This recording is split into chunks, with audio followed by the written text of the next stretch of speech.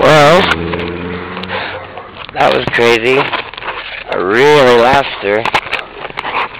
But this is still filming. This thing just went about 4 blocks away. I found it sitting here on the sidewalk, sitting right side up, nothing wrong, just the canopy off. Oh, I take that back. I lost a tow boom bar somewhere. Let's see where. Oh, here it is. Yeah, right here. No big deal.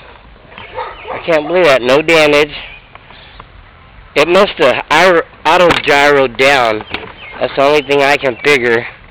Because I'm 4 blocks from my house. And that was an easy 200-foot drop. Wow. Anyway, check out the video. And we'll see what it looked like. YouTube later.